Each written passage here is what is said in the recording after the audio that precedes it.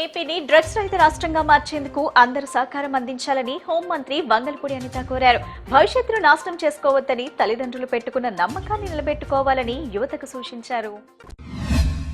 మాదక ద్రవ్యాల వినియోగం వ్యక్తి జీవితాన్నే కాకుండా కుటుంబాలను, సమాజాన్ని కూడా తీవ్రంగా దెబ్బతీస్తుందని జిల్లా కలెక్టర్ లక్ష్మీ షా పేర్కొన్నారు.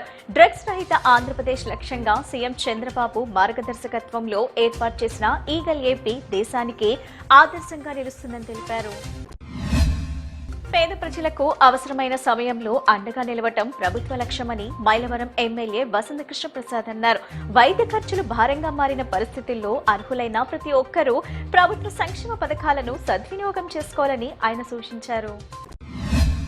పెన్షన్ అనేది ఉద్యోగులకు సామాన్య హక్కు అని ప్రభుత్వాలు ఆర్థిక భారంగా చూడకుండా 11,000 మందికి పాత పెన్షన్ మంజూరు చేయడం హర్షణీయమని డిఎస్సి 2003 ఉపాధ్యాయుల ఫోరం రాష్ట్ర కన్వీనర్లు కేఎల్ శ్రీనాథ్ తెలిపారు. ఈ ప్రక్రియలో సహకరించిన రాష్ట్ర ప్రభుత్వం, ఏపీ జేఏసీతో పాటు అన్ని సంఘాల నాయకులకు కృతజ్ఞతలు తెలియజేశారు.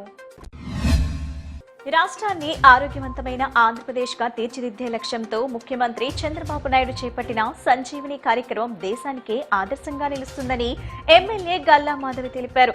భావితరాలకు ఆరోగ్యవంతమైన, అభివృద్ధి చెందిన ఆంధ్రప్రదేశ్ ను అందించాలనే సంకల్పంతో ప్రభుత్వం పనిచేస్తుందని ఆమె పేర్కొన్నారు. ప్రజల ఆరోగ్య పరిరక్షణకు అత్యంత ప్రాధాన్యత ఇస్తూ ప్రతి కుటుంబానికి మెరుగైన వైద్య సేవలు అందించే దిశగా సంజీవిని కార్యక్రమాన్ని అమలు చేస్తున్నట్లు చెప్పారు. ఆరోగ్యకరమైన సమాజ నిర్మాణంతో పాటు రాష్ట్ర అభివృద్ధికి బలమైన పునాదులు వేయటమే ముఖ్యమంత్రి లక్ష్యమని గల్లా మాధవి స్పష్టం చేశారు. రాష్ట్రంలో కష్టకాలంలో ఉన్న పేద, మధ్యతరగతి కుటుంబాలకు కూటమి ప్రభుత్వం అండగా సహాయం అందిస్తుందని గుడివాడ ఎమ్మెల్యే వెనిగండ్ల రాము పేర్కొన్నారు. రాష్ట్ర అభివృద్ధి, ప్రజల సంక్షేమానికి శ్రమిస్తున్న చంద్రబాబు కష్టాన్ని ప్రజలందరూ గుర్తుంచుకోవాలని ఆయన విజ్ఞప్తి చేశారు.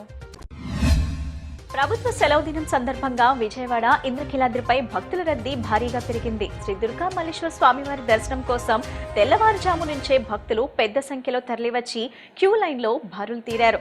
భక్తుల రద్దీ విపరీతంగా పెరగడంతో అందరికీ త్వరితగతిన దర్శనం కల్పించేందుకు ఆలయ అధికారులు ప్రత్యేక చర్యలు చేపట్టారు.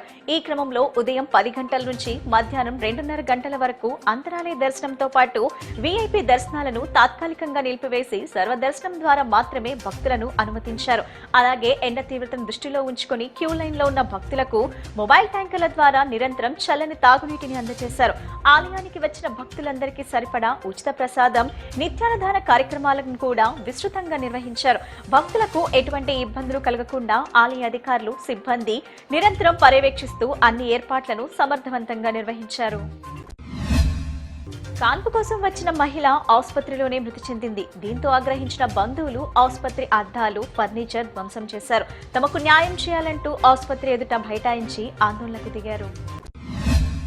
త్యాగం, సహనానికి మొహరం ప్రతీక అని మౌలానా మీర్ జావేద్ అలీ బఖారీ, మౌలానా గౌరే ఆలం, ఇమాం జమాతే వాంజమ్ము మసీదే రజా తెలిపారు. ఇమాం హుస్సేన్ బలిదానం స్మరణంగా మొహరంను జరుపుకుంటానని చెప్పారు. మొహరం అంటే పండుగ కాదని, దుఃఖ దినములని ఈ సందర్భంగా తెలియజేశారు.